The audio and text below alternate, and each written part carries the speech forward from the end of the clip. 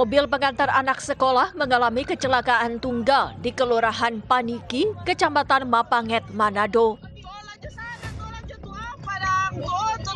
Dalam sebuah video yang direkam warga, terekam mobil dalam posisi terbalik. Warga setempat pun berdatangan memberikan pertolongan. Saat insiden ini terjadi, mobil tengah mengangkut siswa-siswa sekolah dasar ke sekolah. Saat berada di tikungan, bus tiba-tiba menabrak pembatas jalan tengah dan oleng kemudian terbalik di arah yang berlawanan. 2 siswa sekolah dasar tewas di tempat akibat tertimpa badan mobil, sedangkan 7 siswa lainnya dan sopir bus mengalami luka-luka dan dibawa ke rumah sakit terdekat. Informasi Pak, dari informasi dari Polsek ada kecelakaan sini, jadi 801 bersama unsur Mapanget meluncur kemari.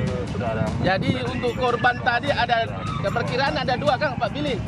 2 korban meninggal. Untuk korban itu yang kemungkinan 810 meninggal ada 2. Orang tua salah satu korban yang meninggal dunia menyatakan menerima kabar mengenai insiden ini saat berada di tempat kerjanya.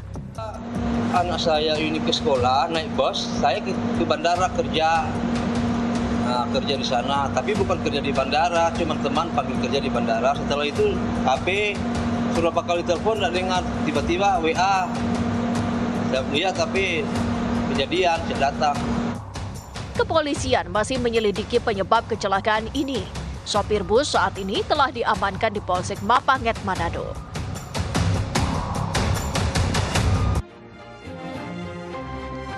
Assalamualaikum pemirsa, apa kabar Anda? Semoga sehat selalu ya. Sebelum kita mulai aktivitas hari ini, kita update dulu seputar informasi menarik agar pagi Anda lebih berisi. Bersama saya Doni Permana, inilah Cakrawala selengkapnya.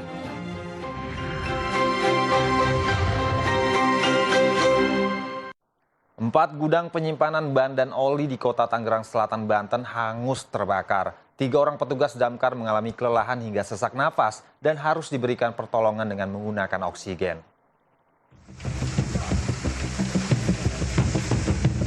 Inilah rekaman video amatir saat petugas pemadam kebakaran berjibaku memadamkan api yang masih berkobar membakar 4 gudang penyimpanan ban dan oli di Jalan Pergudangan Taman Tekno, Kecamatan Setu, Kota Tangerang Selatan, Banten. Kebakaran ini terjadi sejak Selasa dini hari tadi. Akhir masih merah. Dugaan sementara penyebab kebakaran yaitu dari arus pendek listrik. Api pertama kali muncul dari gudang penyimpanan ban dan kemudian menyambar ke gudang oli. 12 unit mobil pemadam kebakaran diterjunkan ke lokasi kejadian. Banyaknya bahan yang mudah terbakar dan sumber api yang jauh dari lokasi kejadian membuat petugas kesulitan menjinakkan api. Bahkan 3 orang petugas damkar mengalami kelelahan hingga sesak nafas dan harus diberikan pertolongan dengan menggunakan oksigen. Berapa lama pemadaman? Pemadaman kita dari jam 3 sampai jam sekarang, masih pendinginan. Kameramen karyawan atau Security.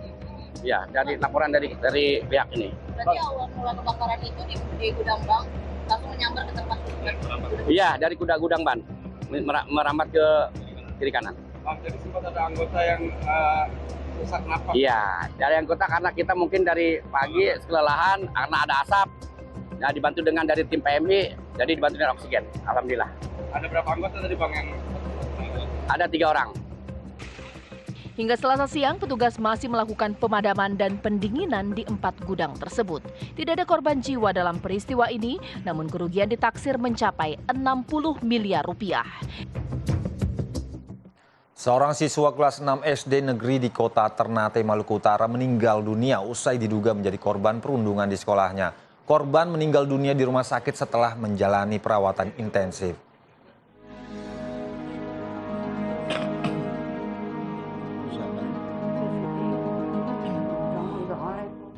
N, bocah berusia 11 tahun, siswa kelas 6 sekolah dasar negeri di kota Ternate, Maluku Utara, meninggal dunia usai diduga menjadi korban perundungan. N diduga kerap mendapat kekerasan dari teman-teman sekolahnya. Pihak keluarga mengungkapkan, cucunya awalnya tak pernah melaporkan soal pemukulan oleh teman-temannya. Namun setelah jatuh sakit, barulah ia menceritakan soal pemukulan tersebut. Berdasarkan keterangan N, ia dipukuli oleh pelaku yang berjumlah 2 orang. waktu kakak saya ke sekolah, pernyataan dari guru itu, wali kelasnya, ternyata dia tahu. Ini pemukulan ini dia tahu. Soalnya dia sempat bilang, waktu kakak ke situ bilang, sampai di sekolah, langsung teman-temannya datang. Bilang, oh iya memang, dia sering dipukul. Sama si ini gitu. Pak Cio, kasihan nih. N tutup usia di Rumah Sakit Kasan Boysoiri, Ternate pada Jumat 13 September lalu. Namun, pihak keluarga tidak mau korban diotopsi dan belum membuat laporan polisi. Meski belum membuat laporan polisi, Polres Ternate mendatangi rumah sakit untuk memeriksa hasil visum korban dan merencanakan untuk mempertemukan semua pihak untuk melakukan penyelidikan. Secara visum tidak ada luka luar.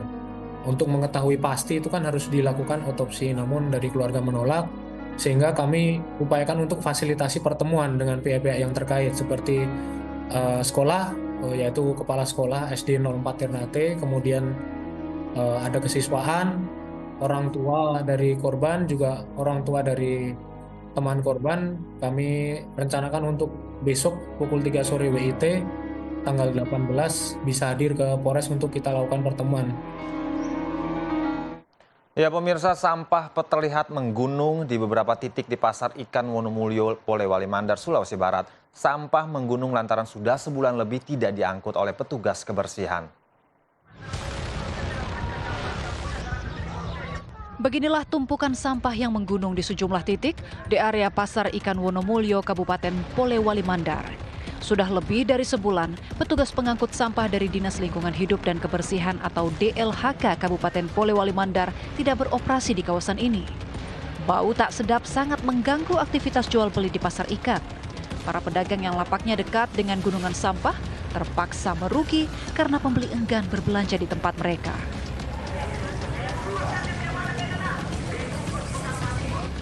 Banyaknya sampah juga mengundang serangga, belatung, dan tikus sehingga rentan menimbulkan penyakit. Bahkan menurut pedagang, ada penjual yang sampai dilarikan ke puskesmas karena mengalami diare dan mual akibat terlalu lama berada di tempat yang tidak higienis ini.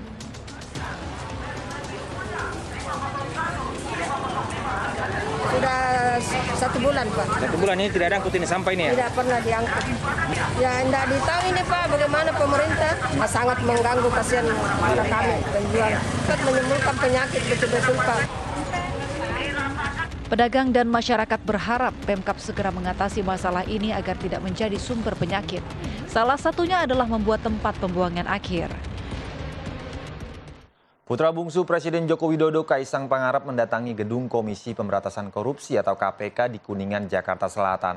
Usai dirinya viral bersama sang istri yang berlibur ke Amerika Serikat menggunakan pesawat jet pribadi.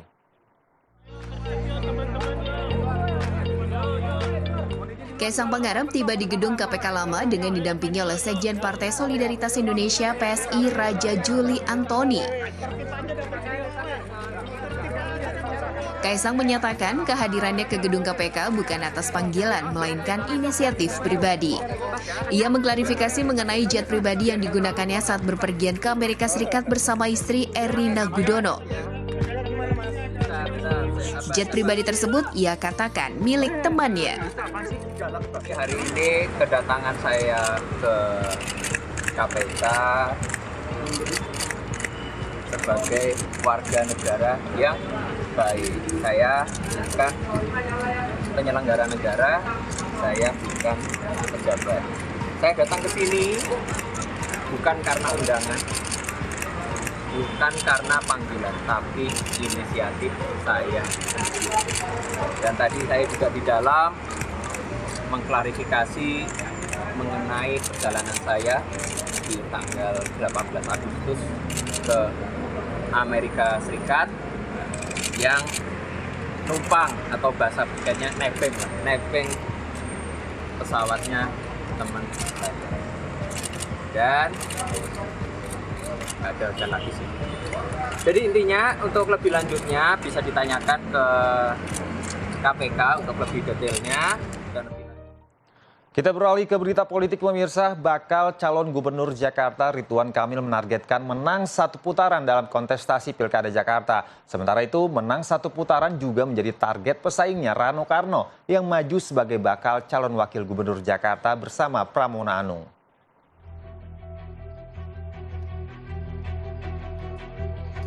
Genderang perang antar kontestan yang maju di Pilkada Jakarta sudah mulai ditabuhkan. Beberapa kandidat kini mulai gencar belusukan mengobrol janji demi menarik simpati. Selain masif menawarkan gagasan, masing-masing paslon juga mulai melontarkan perang urat saraf untuk memenangkan pertarungan.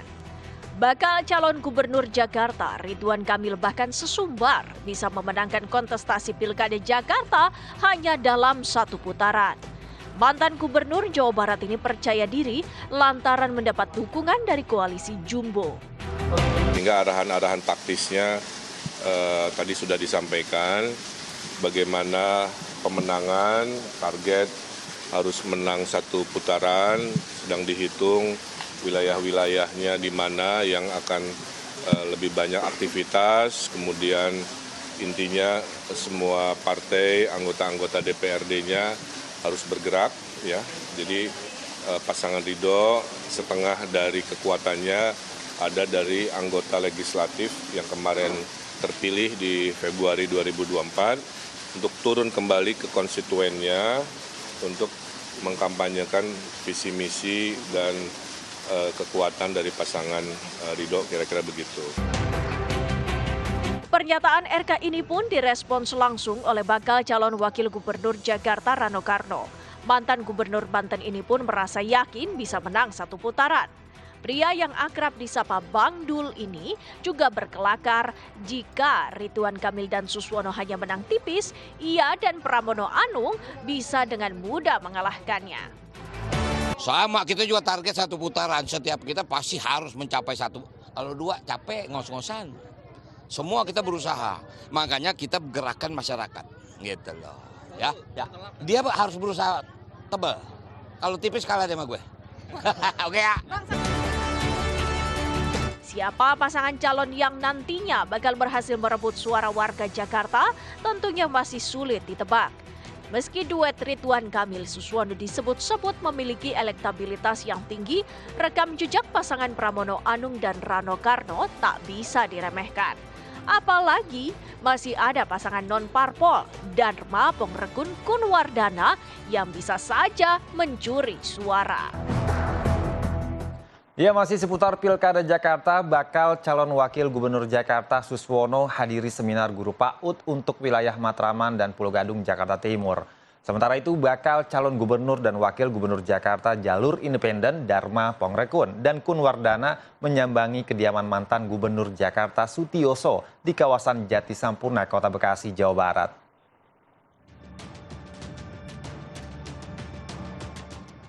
Bakal calon wakil gubernur Jakarta Suswono hadiri seminar guru PAUD untuk wilayah Matraman dan Pulau Gadung, Jakarta Timur yang dilaksanakan di DPP PKS hari ini. Suswono menyebut jika pertemuan tersebut dilakukan untuk menjaring aspirasi serta memberikan solusi bagi para guru yang sejalan dengan salah satu program PKS yakni Rumah Keluarga Indonesia. Suswono juga berjanji akan menaikkan gaji guru PAUD minimal upah minimum provinsi atau UMP atau lebih tinggi.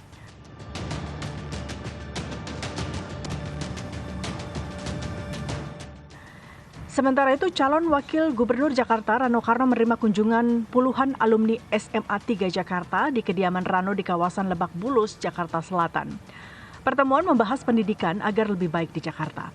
Menurut Rano, pendidikan bisa lebih maksimal dengan fasilitas yang ada, termasuk mengatasi masalah jumlah siswa dan ketersediaan bangku. Rano dan alumni SMA 3 juga membahas masalah penerimaan peserta didik baru atau PPBD yang muncul setiap ajaran baru.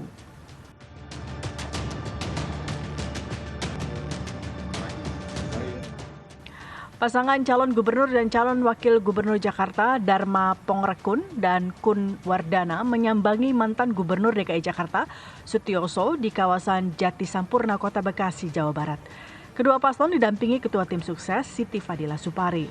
Sutioso mengajak kedua pasangan calon berkeliling Museum Bang Yos. Ketiganya kemudian berdiskusi selama 1,5 jam tentang persoalan di Jakarta. Kita beralih ke berita lainnya pemirsa, pasangan lansia di Surabaya menjadi korban penipuan. 2 rumah mereka yang dijadikan indekos dikuasai dan dijual oleh seorang penghuni kos.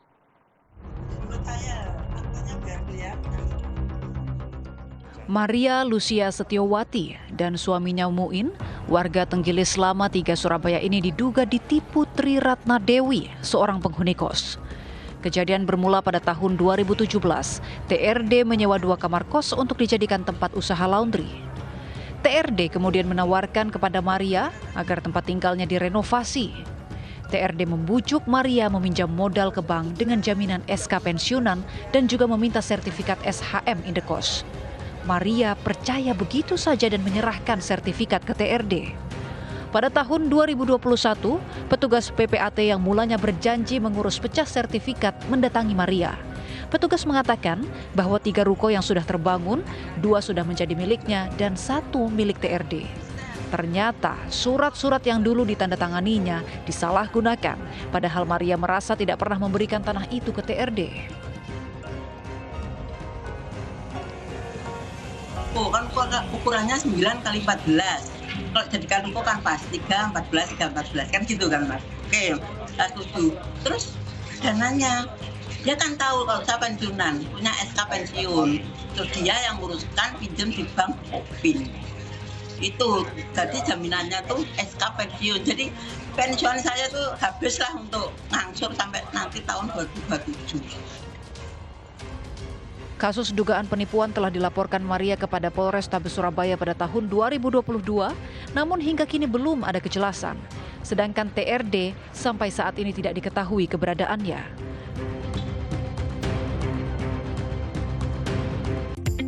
Bangunan mirip Istana Negara untuk para lansia. Selengkapnya sesaat lagi, tetap di Cakrawala.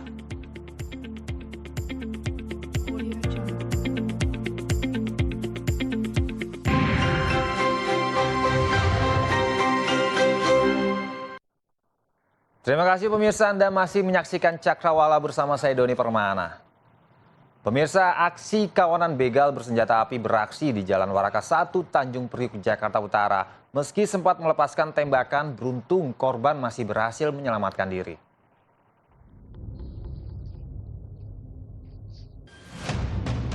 Saat tengah asik menikmati makan malam, beberapa karyawan toko roti ini berteriak karena datang kawanan begal bersenjata api.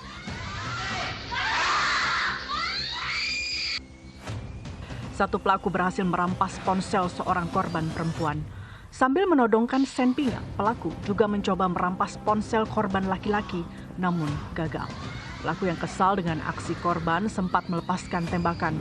Korban kembali melawan dengan menendang pelaku, hingga akhirnya pelaku langsung melarikan diri dengan rekannya yang sudah menunggu di sepeda motor.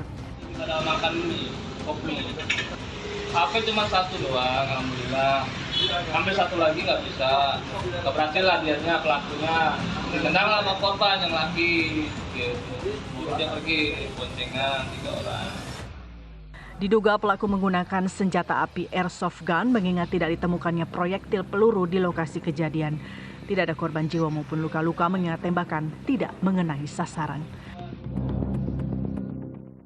Kita beralih ke berita lainnya pemirsa, seorang wanita paruh baya diserang seekor anjing saat berjalan di perumahan elit di kota Semarang.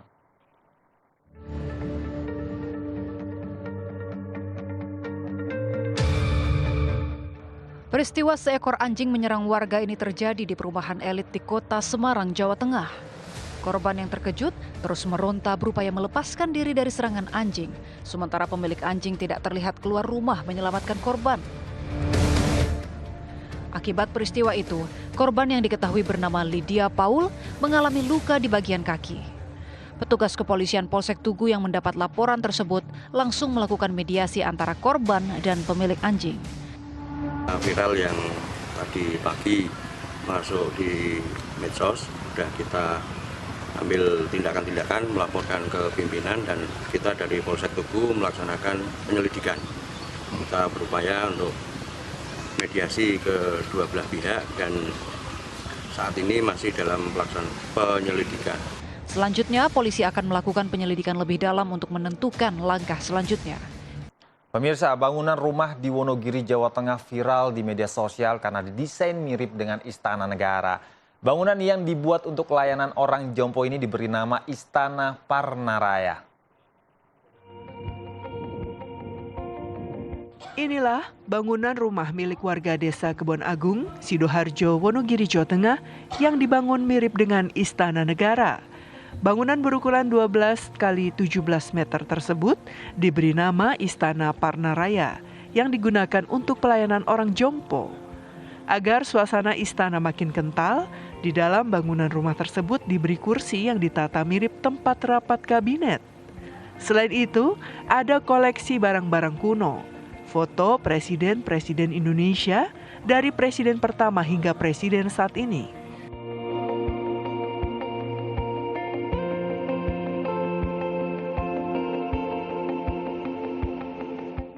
Uniknya lagi, ada kerangka pesawat yang terparkir di halaman depan rumah tersebut.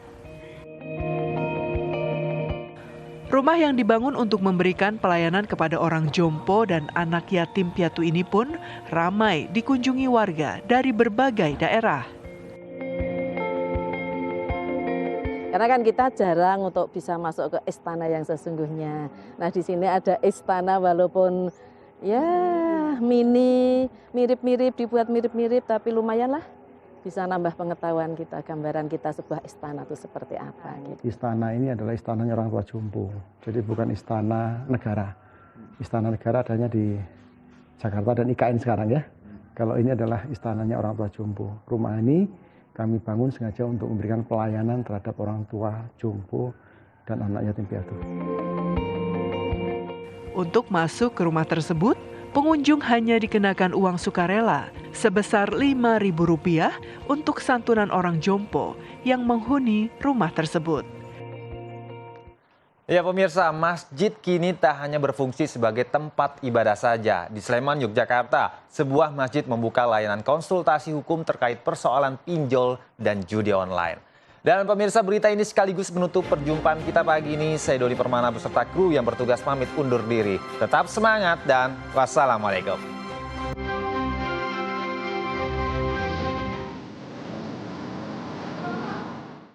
Inilah Masjid Kristal Khadijah yang terletak di Kelurahan Wedomartani, Ngemplak, Sleman. Tak hanya menjadi tempat ibadah, masjid ini pun juga memiliki fungsi lain dalam pelayanan kepada masyarakat. Takmir masjid bersama para konsultan hukum membuka konsultasi hukum bagi korban pinjol, judi online, kredit macet, bahkan hingga masalah hukum lain. Konsultasi hukum dilakukan secara gratis pada akhir pekan di lantai 2 masjid. Dengan konsep dari keluarga oleh keluarga untuk keluarga, mereka ingin mengkampanyekan terkait bunga dan riba. Apalagi tidak sedikit pula masyarakat yang terjebak pinjaman online untuk modal judi online sehingga berdampak bagi persoalan hukum lain. Nah, di sini kami memang memiliki satu tujuan bagaimana kita bisa mengkampanyekan tentang berkaitan dengan bunga dan riba. Nah, itu konsen kami di situ. Para konsultan hukum ini juga siap memberikan pendampingan hukum agar masyarakat tidak lagi terjerat pinjol atau judi online.